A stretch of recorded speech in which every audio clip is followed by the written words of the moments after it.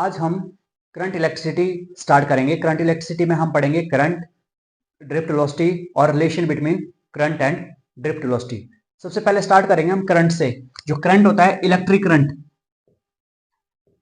Electric current, electric current क्या होता है? इलेक्ट्रिक करंट होता है flow of charges. Flow of charges मतलब किस रेट से फ्लो कर रहा है चार्ज, रेट ऑफ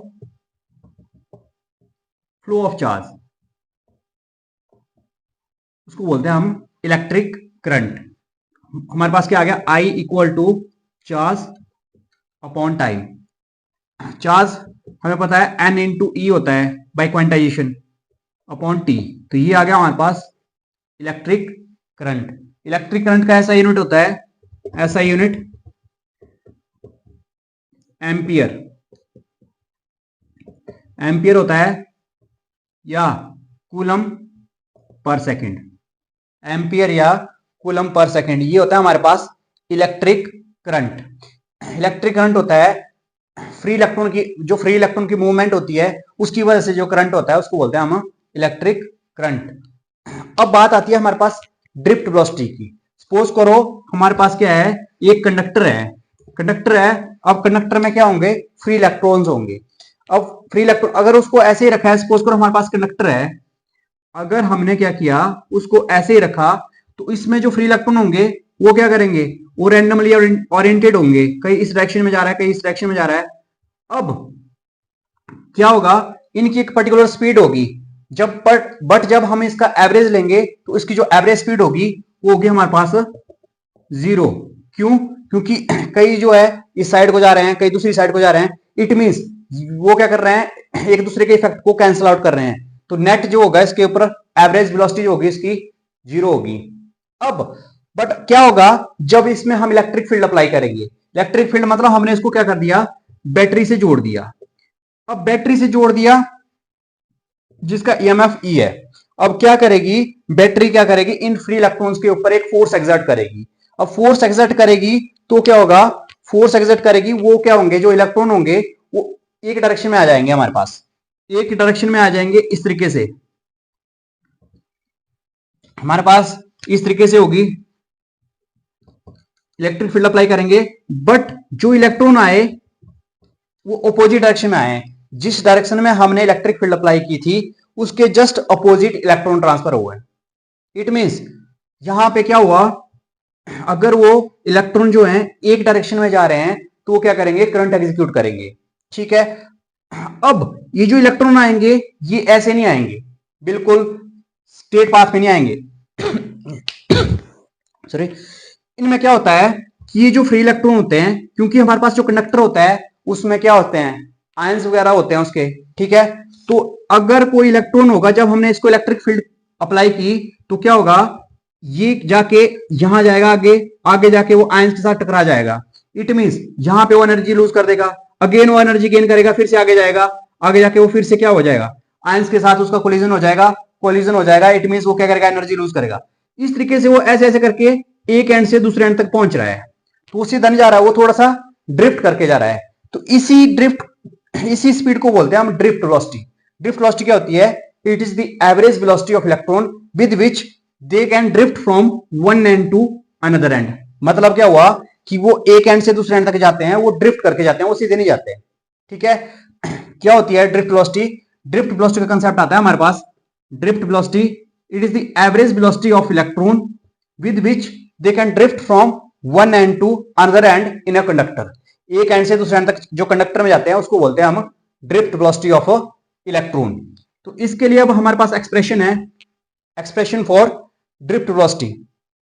अब होगा क्या हमारे पास? जब हम क्या कर रहे हैं? इलेक्ट्रिक फील्ड अप्लाई कर रहे हैं तो इन इलेक्ट्रॉन्स के ऊपर एक फोर्स लगेगी। अब हमें पता है जो फोर्स होती है F equal to q into E होता है। बट यहां पे फोर्स लग रही है इनको लेफ्ट साइड को और इलेक्ट्रिक फील्ड है राइट साइड को। तो हमारे पास जो फोर्स होगी F होगी माइनस ई ई। ई मान लिया हमने कि हर एक इलेक्ट्रॉन के ऊपर चार्ज है, मतलब नेगेटिव साइन क्या इंडिकेट कर रहा है? यहां पे नेगेटिव साइन इंडिकेट कर रहा है कि फोर्स और इलेक्ट्रिक फील्ड की डायरेक्शन अपोजिट है। तो ये आ गया हमारे पास F इक्वल टू माइनस ई ई। अब अगर इनको फोर्स लग रही है तो एक्सेलरेट हो रहे हैं, तो उनकी एक्सेलरेशन क्या हो जाएगी हमारे पास? एक्सेलरेशन हो जाएगी हमारे पास फोर्स अपॉन मास। तो फोर्स क्या है हमारे पास? एफ, ये हमारे पास E इंटू ई। तो इसकी वैल्यू पुट कर देंगे हम, हमारे पास आ जाएगी एक्सेलरेशन की value, acceleration equal to minus E upon M. ये आ गया हमारे पास एक्सेलरेशन। इस एक्सेलरेशन के साथ वो मूव कर रहे हैं, इसमें सिर्फ नेगेटिव डायरेक्शन, नेगेटिव साइन जो इंडिकेट कर रहा है, नेगेटिव साइन इंडिकेट कर रहा है कि इलेक्ट्रिक फील्ड के जस्ट अपोजिट है, जिस डायरेक्शन में इलेक्ट्रिक फील्ड है उसके अपोजिट है इनकी एक्सेलरेशन। ठीक है। अब जब इनका कोलिजन होता है सक्सेसिव दो कोलिजन होता है, उनके बीच में जो गैप रहता है उसको बोलते हैं हम रिलैक्सेशन टाइम। रिलैक्सेशन टाइम, इसको टाउ से डिनोट करते हैं हम। रिलैक्सेशन टाइम क्या होता है? It is the time interval between two successive collision. मतलब सपोज करो यहां पे कोलिजन हो रहा है और यहां पे कोलिजन हो रहा है, तो इन दोनों के बीच में जो इसका रिलैक्सिंग वाला टाइम है उसको बोलते हैं हम रिलैक्सेशन टाइम। अब जो इसकी फाइनल वेलोसिटी होगी इसकी ड्रिफ्ट वेलोसिटी मतलब। ठीक है। तो काइनेमेटिक्स की इक्वेशन लगा दो इसमें। काइनेमेटिक्स की क्या इक्वेशन होगी? v equal to U plus A T. अब v जो होगी लास्ट फाइनल वेलोसिटी होगी इसकी drift velocity. Initial velocity, average velocity क्या थी इसकी? एवरेज वेलोसिटी थी 0, तो 0 प्लस एक्सेलरेशन है हमारे पास माइनस माइनस ई अपॉन एम, और जो टाइम है वो है रिलैक्सेशन टाइम टाउ। ठीक है। तो हमारे पास ड्रिफ्ट वेलोसिटी क्या आ गया हमारे पास? माइनस ई अपॉन एम इंटू टाउ। इसका जो मैग्नीट्यूड होगा, मैग्नीट्यूड क्या हो जाएगा इसका? E tau upon M. ये आ गया हमारे पास ड्रिफ्ट वेलोसिटी का मैग्नीट्यूड। ठीक है। ये होती है ड्रिफ्ट वेलोसिटी। ड्रिफ्ट वेलोसिटी क्या होती है? It is the average velocity of electron. Electron भी इसमें फ्री इलेक्ट्रॉन्स होते हैं। ठीक है। जो करंट कंडक्शन में पार्टिसिपेट करते हैं वो होते हैं सिर्फ फ्री इलेक्ट्रॉन्स। ठीक है। It is the average velocity of free electron with which they can drift from one end to another end in a conductor is called drift velocity. Clear है? अब इसके बाद हमने इसका रिलेशन निकालना है करंट का ड्रिफ्ट वेलोसिटी के साथ, कि हमारे पास करंट और ड्रिफ्ट वेलोसिटी के बीच में रिलेशन क्या है। तो relation between current and drift velocity, उसके लिए हमारे पास क्या है? कंसीडर ये कंडक्टर है हमारे पास, कंडक्टर है, इसकी लेंथ है L। इस पे हमने V पोटेंशियल लगाया है इसमें, इलेक्ट्रिक फील्ड मतलब। ठीक है। इलेक्ट्रिक फील्ड E अप्लाई की है हमने इसमें, और इलेक्ट्रिक फील्ड की डायरेक्शन ये होगी। अब इसमें जो इलेक्ट्रॉन होंगे, इलेक्ट्रॉन की डायरेक्शन क्या होगी? अपोजिट होगी इसकी। अब इसमें जो पोटेंशियल होगा, पोटेंशियल हमारे पास इलेक्ट्रिक फील्ड क्या हो जाएगी?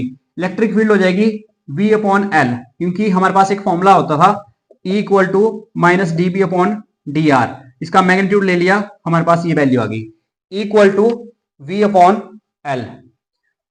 अब अगर हमारे पास एक कंडक्टर है, इसकी लेंथ L है, इसका क्रॉस सेक्शनल एरिया A है, कैपिटल A है इसका क्रॉस सेक्शनल एरिया, मतलब जहां से इलेक्ट्रॉन क्रॉस कर रहे हैं। ठीक है। अब अगर सपोज करो, क्योंकि ये हमारे पास कंडक्टर है, इसका वॉल्यूम होगा, तो हम इसमें वॉल्यूम डेंसिटी निकालेंगे। ठीक है। हमारे पास है N, इफ N भी दी, N क्या है? Number of electrons per unit volume, per unit volume. N है इसमें बस number of electrons per unit volume. तो इसके टोटल नंबर ऑफ इलेक्ट्रॉन कितने हो जाएंगे हमारे पास? N इंटू इसका वॉल्यूम। वॉल्यूम क्या हो जाएगा इसका? वॉल्यूम हो जाएगा हमारे पास N into area into length. ये हो जाएगा हमारे पास N into area into length. अब अगर हर एक इलेक्ट्रॉन पे के ऊपर चार्ज E है, if E we the charge